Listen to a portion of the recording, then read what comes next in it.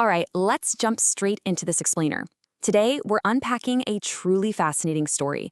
We're looking at why Steven Gerrard is universally hailed as a transcendent football legend, despite, well, completely missing out on the biggest domestic prize in English football. It's a crazy story of absolute loyalty, tactical brilliance, and sheer willpower that kind of challenges everything about how we measure sporting greatness today. So think about this paradox for a second.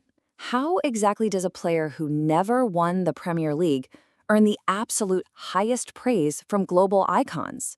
I mean, we're talking about guys like Xavi, Zinedine Zidane, and Jose Mourinho. In an era where players are fiercely judged by their medal collections, Gerrard really stands alone. And the answer to that paradox? It lies not just in what he won, but how he won, who he played for, and the staggering burdens he chose to carry on his own shoulders. Moving right into Section 1, the ultimate local hero.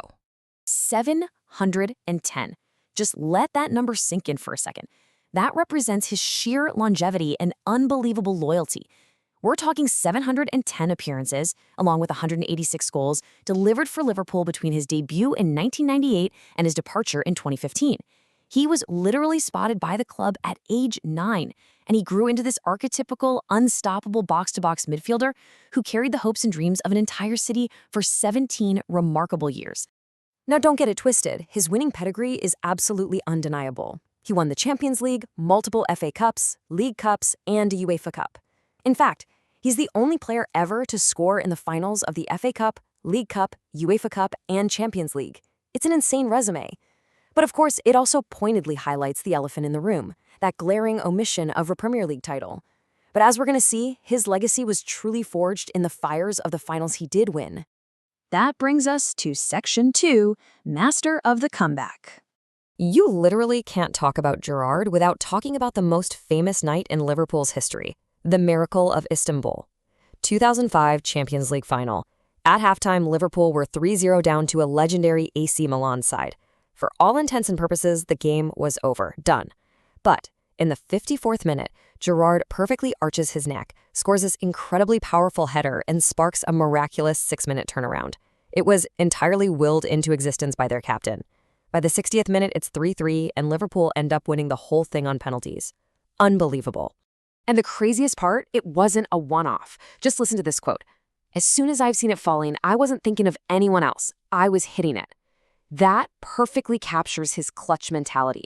He's talking about the 2006 FA Cup final, which is literally just known as the Gerrard Final now. They're trailing 3-2 to West Ham in the 90th minute. The stadium announcer is physically reading out the added time when the ball falls to Gerrard 35 yards from goal. He's battling severe cramp, yet he unleashes this absolute thunderbolt of a volley into the bottom corner to save his team. And yep, they won on penalties again. When his team was on the absolute brink, he simply refused to lose. All right, let's pivot to Section 3, a complete tactical evolution. Now, it wasn't just raw passion, right? You need serious brains, too. The crucial point here is how manager Rafa Benítez masterminded a halftime tactical shift back in that 2005 Istanbul final. In the first half, Liverpool's 4-1-3-1-1 formation was just getting completely overwhelmed by Milan's Kaká and Pirlo. It forced Gerrard to chase shadows in this really restrictive dual role. But then, Benítez switches to a 3-4-2-1, brings on Dietmar Hamann to lock down the midfield, and this fundamentally frees Gerrard. Actually, scratch that, it didn't just free him, it turned him into a dynamic advanced attacking threat right behind the striker. The result was an absolute tactical masterclass. By pushing those wingbacks forward, Liverpool completely exploited Milan's lack of width. And, more importantly, unleashing Gerrard allowed him to use those explosive bursts of pace and sheer energy to just run right at an aging, kind of static Milan defense, guys like Job Stam and Paolo Maldini. It was this perfect, lethal combination of tactical restructuring and pure individual brilliance. Which leads us to Section 4, the price of loyalty. Because right after that ultimate high in 2005, things got really messy. It was like a tense game of Russian roulette. Just 6 weeks after lifting the Champions League trophy, Gerrard shockingly hands in a transfer request. Jose Mourinho's Chelsea had just won the league. They put in a $32 million bid, and they were offering guaranteed domestic glory. Real Madrid was circling too. But late one evening, he just couldn't do it. Unable to go through with abandoning his boyhood club, Gerrard completely backed down, withdrew the request, and signed a new deal. His teammate Jamie Carragher really hit the nail on the head here. He said, The satisfaction of one title with Liverpool, no matter how long it took, would always eclipse 3 or 4 at Stamford Bridge. And that's it, really. He chose the deep, emotional satisfaction of representing his own city over just collecting easier medals somewhere else. He knew the risks. He knew Liverpool was a team in transition, miles behind the league leaders. But winning with Liverpool just meant way more to him than winning alone. So, how do we sum all this up? Let's move to Section 5, Measuring an Enduring Legacy. To put this into perspective, let's compare two absolute icons, Steven Gerrard and Mohamed Salah. We've got Gerrard's incredibly heavy burden in these transitional, often underdog squads, contrasted directly against Salah's immense success inside Jurgen Klopp's perfected elite machine. Salah has literally won everything, including that elusive Premier League.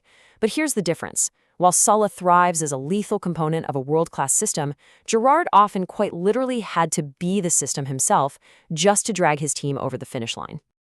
And honestly, that's why Gerrard is ultimately given the edge as the club's biggest legend.